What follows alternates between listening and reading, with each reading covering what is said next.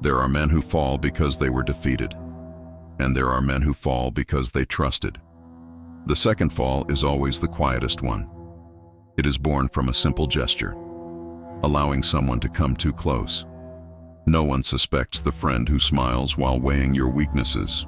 No one notices the most obvious detail. The enemy rarely presents himself as such.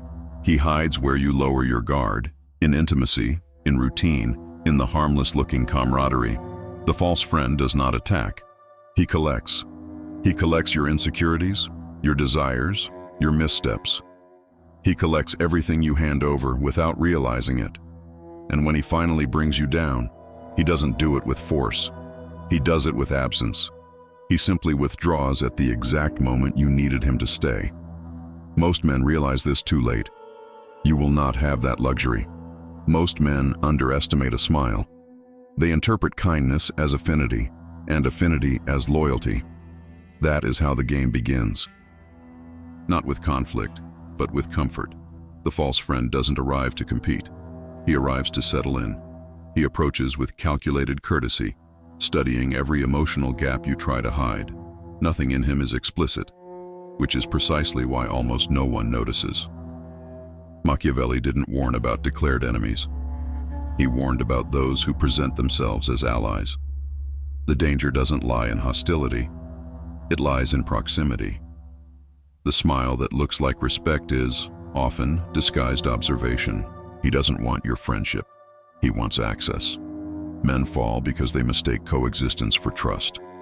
They reveal plans, ambitions, and insecurities to someone who didn't deserve to hear even their silence. And every revelation becomes a weapon. Not immediately, not visibly, but at the exact moment your rise begins to bother him.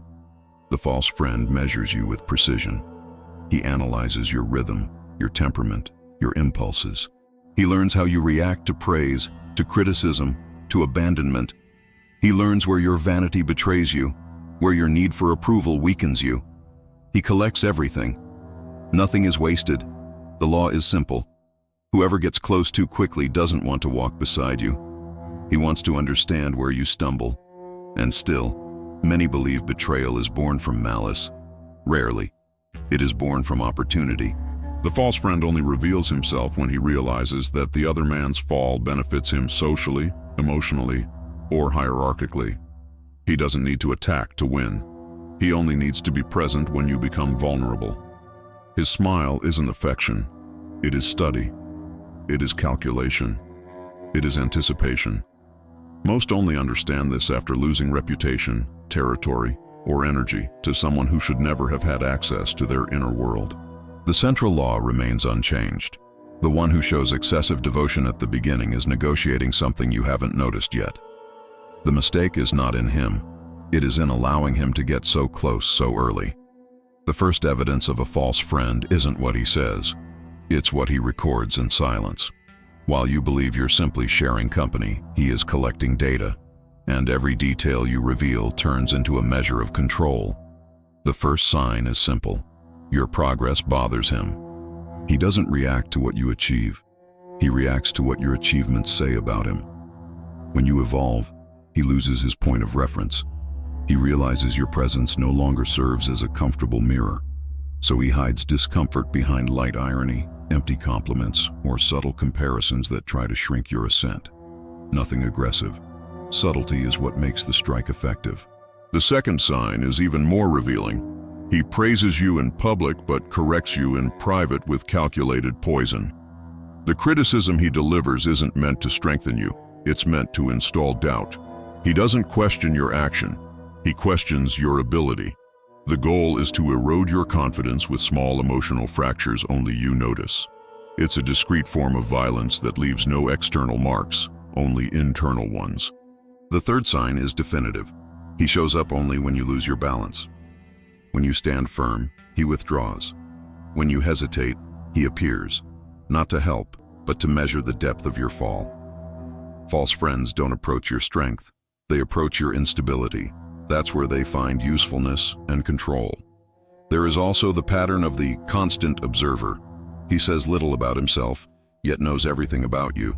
He maps your routine, your tensions, your ambitions. Each piece of information is stored as potential weaponry, not to be used immediately, but when the moment offers advantage. This is the central point. A false friend doesn't act on impulse. He acts on opportunity. The correct reading is always behavioral. Do not seek coherence in speech. Seek it in rhythm. Whoever shifts their presence according to your vulnerability reveals intention. Whoever distances themselves when you are strong reveals fear. Whoever returns when you hesitate reveals interest. Most ignore these signs because they crave fast connections. But a fast connection is always an invisible negotiation, and the price is rarely revealed at the beginning. A false friend doesn't talk too much because he doesn't need to. Observing already gives him everything he wants. Modern betrayal is rarely explicit. A false friend doesn't need to act against you. He only needs to let circumstances do the work. His omission is the most precise strike that exists because it leaves no trace. And the naive man interprets absence as neutrality, when in truth it is calculation. The mechanism is simple. He waits for your fall. He does not provoke, does not confront, does not expose. He observes. When he sees you are about to make a mistake, he gives no warning. When he sees you surrounded, he offers no guidance. When he sees he could reach out, he does nothing. Not out of malice, but out of benefit. Your downfall serves someone, and he knows it. The false friend operates through convenience. He helps when helping improves his image. He distances himself when your collapse elevates him in the social hierarchy.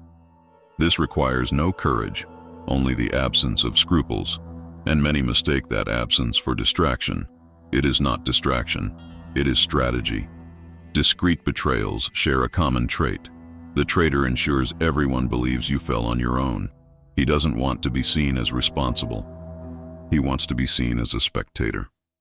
A spectator who regrets what happened. A spectator who didn't know. A spectator who couldn't do anything. The discourse of innocence has always been the most efficient weapon of those who betray without touching. Observe the details. He stays close enough to gather information, but far enough to deny involvement. He listens when you are vulnerable, but disappears when you need stability. He offers irrelevant advice, but avoids any action that might strengthen your position. In the workplace, this appears as silence when you are exposed. In social circles, as neutrality when comments diminish you. In personal relationships, as indifference toward indirect attacks. He doesn't stab you, he allows others to do it. Omission becomes the final blow. The central point is cold.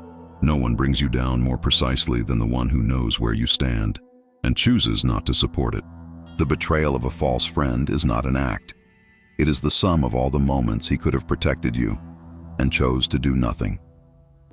Most men are not betrayed by the malice of others, but by their own hunger for recognition. The false friend sees this before you do. He identifies the silent urgency you carry, to be heard, to be validated, to be noticed in a world that treats you as replaceable. That urgency becomes weakness, and every exposed weakness turns into a point of entry. Predictability is born the moment you want to be accepted, when you try to prove your worth, when you seek belonging. It is in that moment you become readable to anyone who understands human behavior. The false friend doesn't need to manipulate you actively. He only needs to let you talk too much. The man who fears being ignored gives away information without realizing he is opening doors that should never exist. Emotional neediness does not reveal itself through words, but through micro-gestures. The laugh that comes too quickly, the explanation that goes too long, the unnecessary exposure of personal details.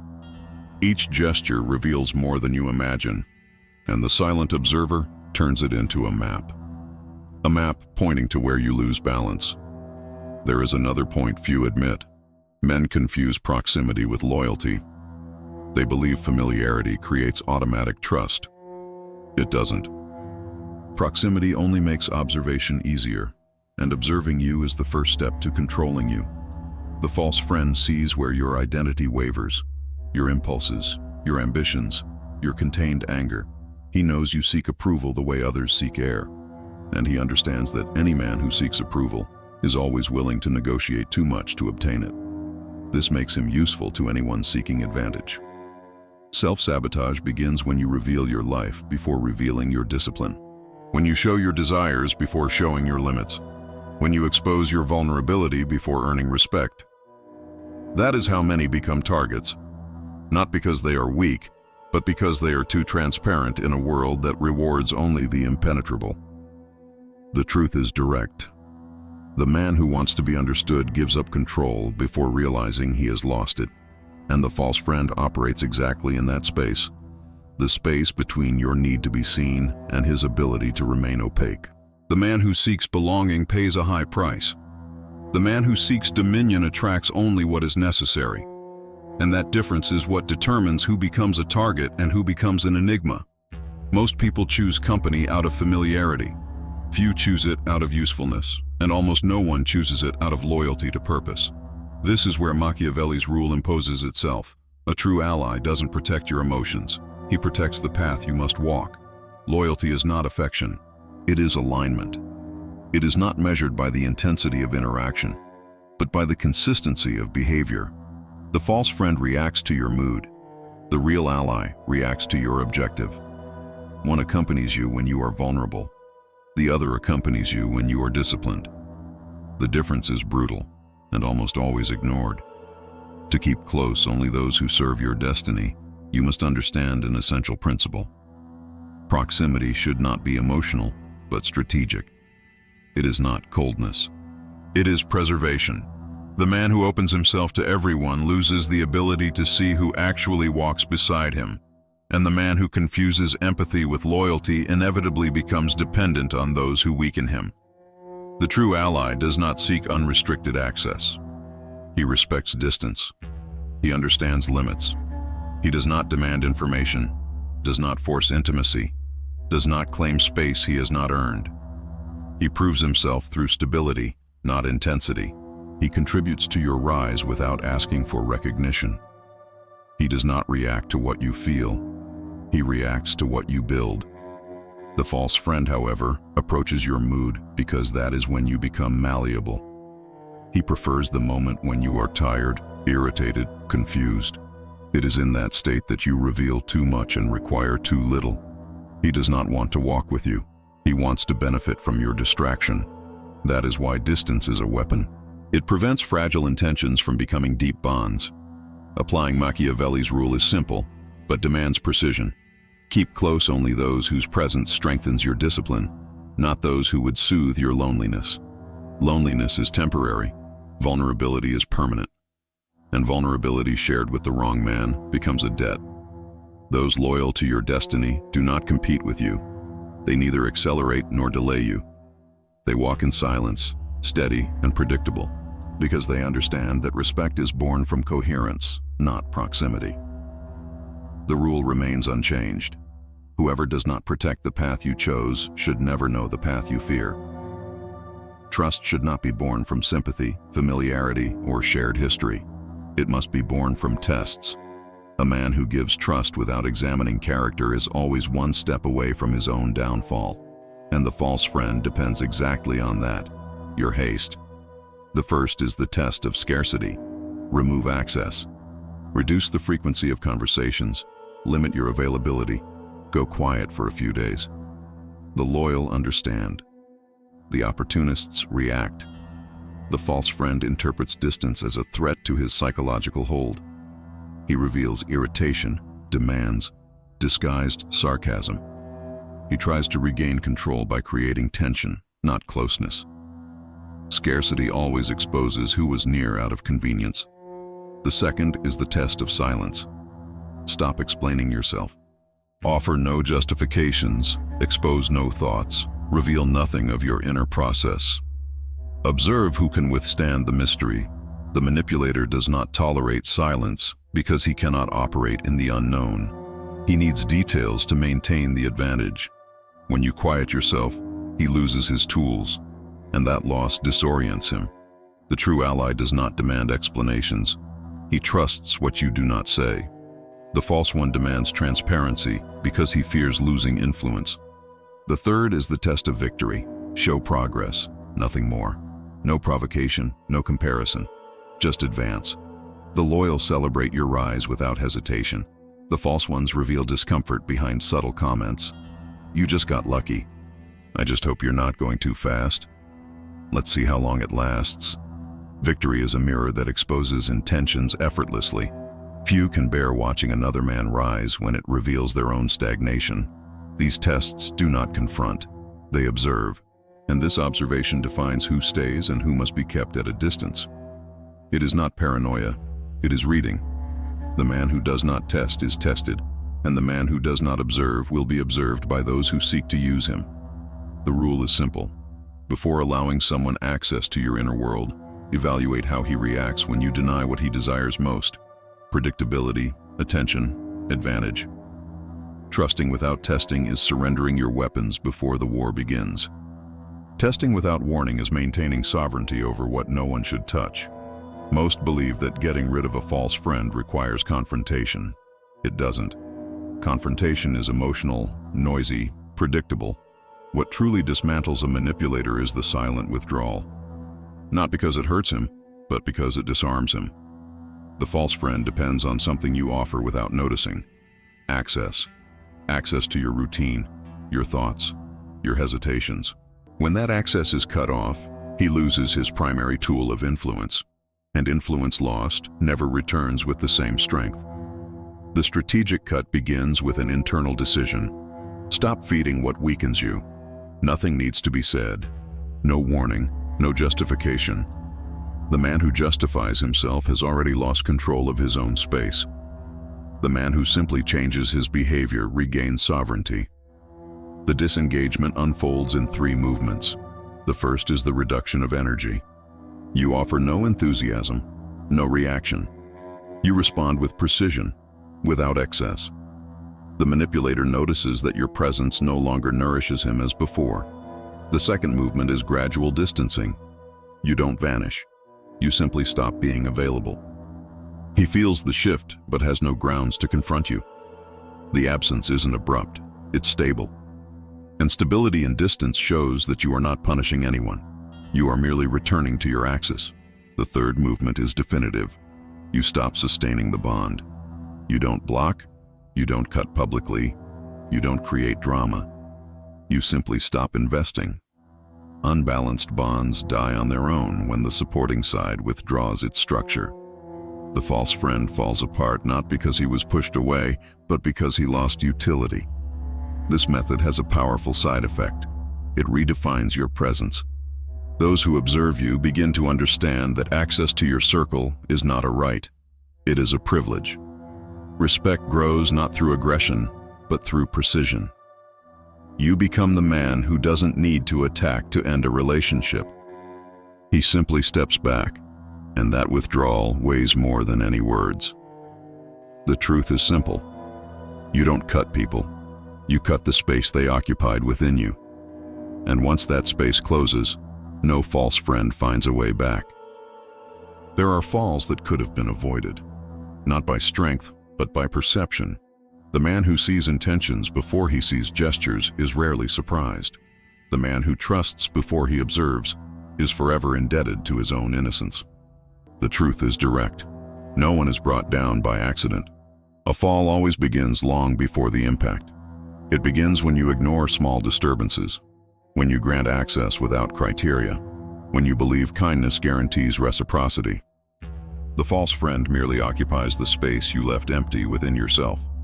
Most men learn this late, when territory, energy, and reputation have already been lost, when they realize they trusted someone who was never on their side, only on the side of advantage. Betrayal, in the end, does not reveal the other man's character. It reveals your standards. The final point is simple and immutable. A man is betrayed in the exact measure of his desire to be understood. Those who seek understanding expose weaknesses. Those who seek clarity preserve territory. The false friend never attacks the strong, he attacks the transparent. One question remains, the only one that matters. How many of your falls were caused by enemies? And how many were caused by those you called friends? The world does not punish naivety with warnings. It punishes with consequences. And the man who learns to see the game before the movement is never surprised by the strike again.